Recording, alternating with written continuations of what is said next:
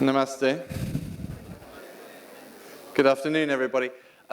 Unlike everybody else today, I don't have a PowerPoint thing to show you.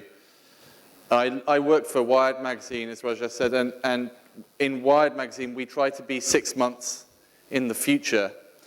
And in 4 months' time, PowerPoint will be made illegal. So I'm just, breaking you into it.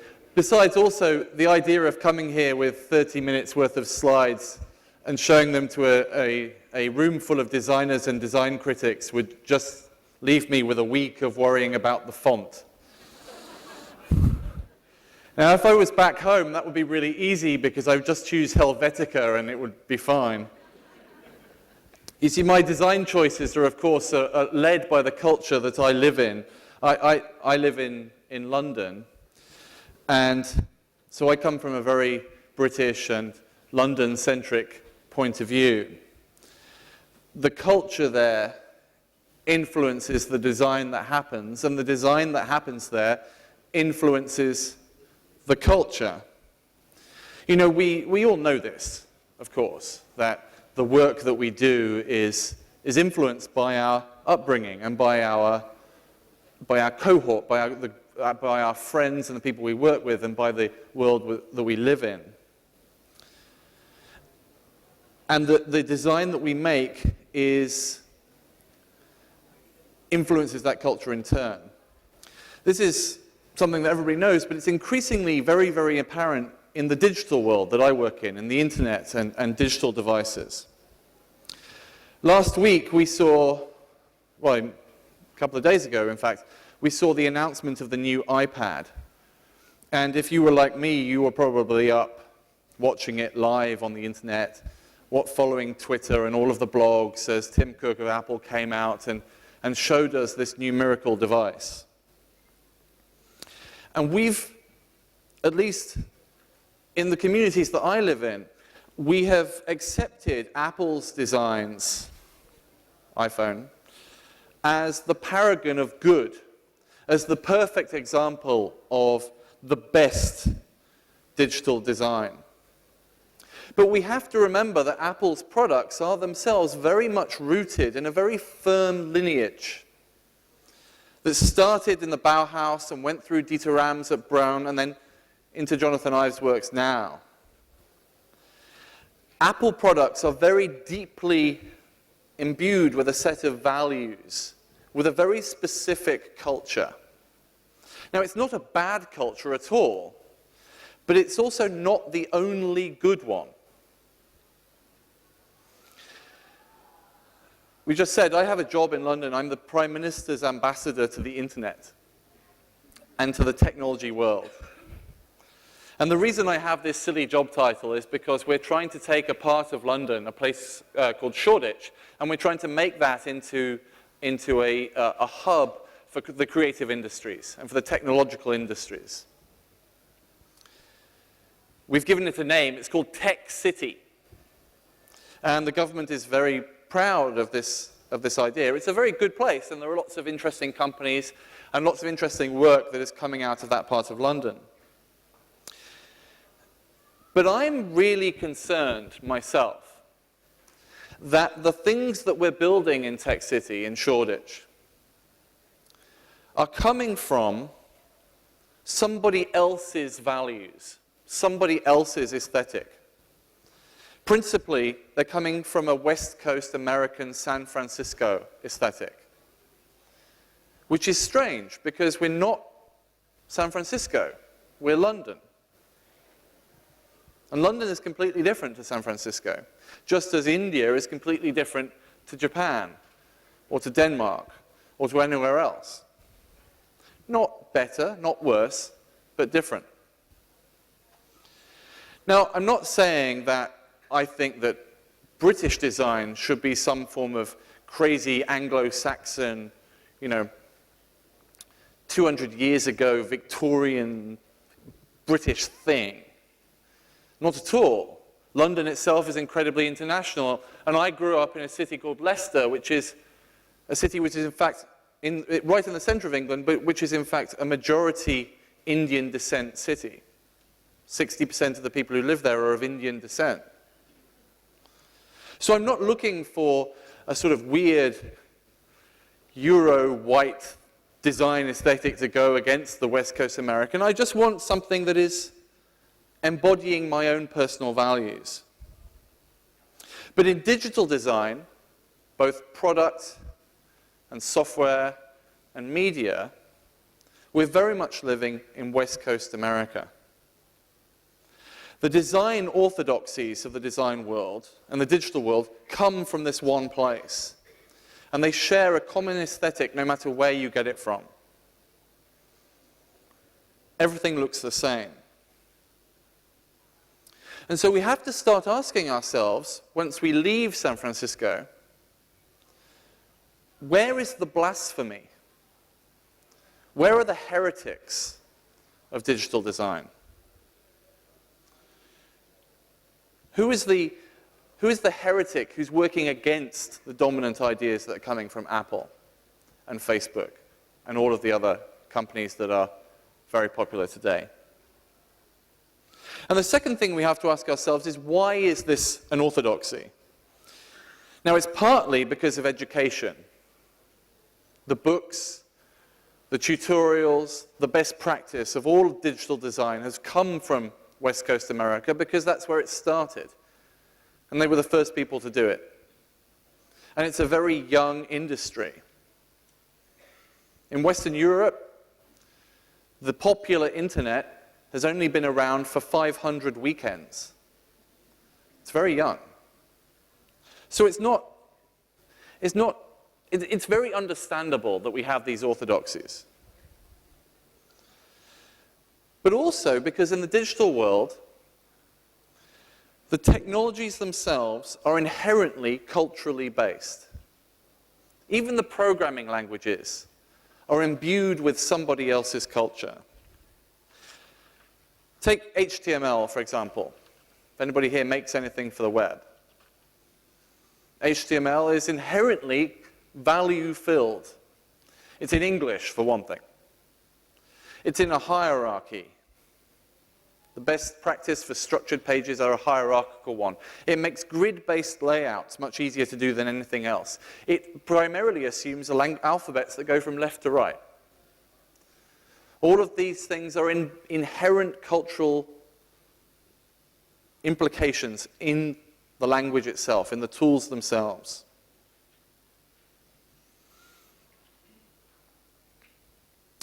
And it's also, as I say, very new, so we haven't had time for there to be a British school of web design, or an Indian school of web design, or a Chinese tradition of web design to grow up and split apart and create new masterpieces in different parts of the world. Which is really a shame, because visual culture means so much to the way we think about things. My way of thinking about things is, to a very large extent, a product of the literary and visual cultures that started in Europe during the Renaissance, during the 1600s and 1700s. I'm a product myself of the universe that has surrounded me as I have grown up, just as you all are products of the universes that have surrounded you wherever you grew up in the world. But today, I find myself being shaped by the technology that I carry in my pocket, as was referred to in the previous talk.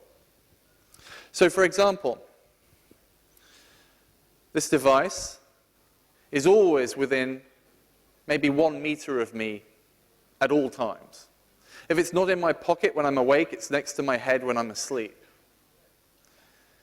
It contains all of my life, all of my communication, all of my work, all of my contacts. It has in fact become an extra part of my brain. I don't remember any phone numbers anymore. Neither do you.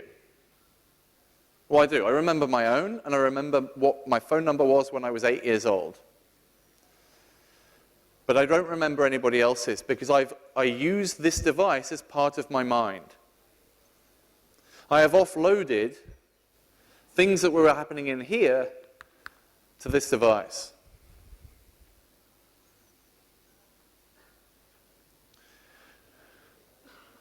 we have started to become part ourselves of the internet.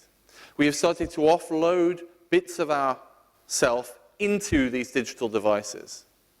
And they have started offloading themselves into us. You know the idea of there being lots of different senses. You know, you have the sense of touch, the sense of sight, the sense of smell, the sense of hearing. They're the obvious ones. You've got lots of others. You have the sense of how hungry you are, the sense of how warm you are, how thirsty you are, whether or not you need to go to the bathroom, and whether or not you find the girl opposite you very pretty. All physical sensations. And many people here will have grown a new physical sensation in the past few years. You'll have a physical sensation that tells you how full your inbox is. And maybe another physical sensation that tells you how many things are left to do on your to-do list.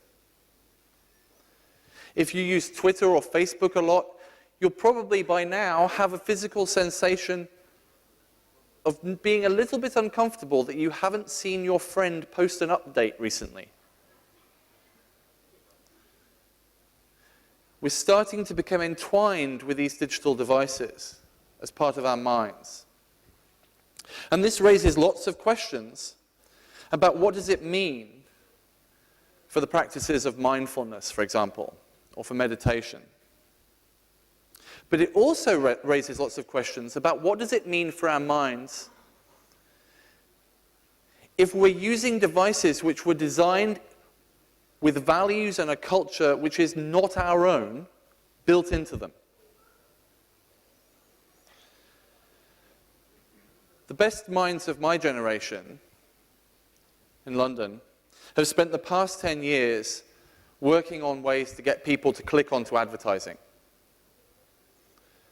That's been the dominant digital culture.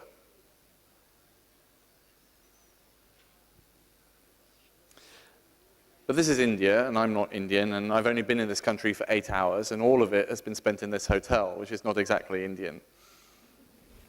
It's very nice, but it's French. And so I've no idea what type of device any of the Indian cultures or Asian cultures would have made if they'd been responsible for an iPhone type thing.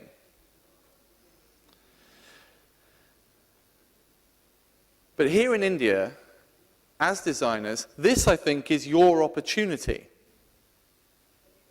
We have to recognize that there are some classes of product, some classes of things that are becoming part of our minds, that are becoming part of our souls, even though they're devices.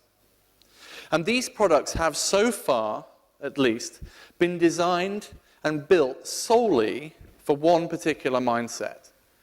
The West Coast USA, consumerist, mostly male, English-speaking, always on, fear of missing out, why wasn't I consulted, digital mindset. I personally don't want that to be my culture. And so my design, such as it is, tries to be different.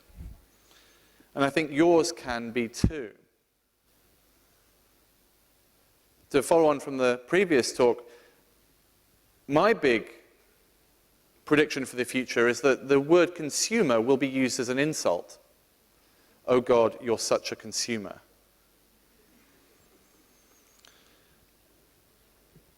And I would like devices that reflect that philosophy. You would like other things, I'm sure. But we must be mindful of who we are and what we want from life. And we have to design in that way, not fall for somebody else's orthodoxy, and design for that.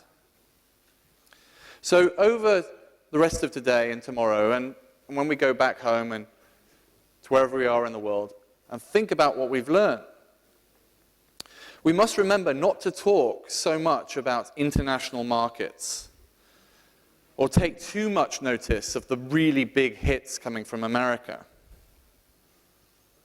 Because they're not really the things that sing in our own souls. Whether we're in London or in Delhi or wherever it is that you're coming from, We must really look to ourselves and examine our own true natures and design for that instead. Thank you very much.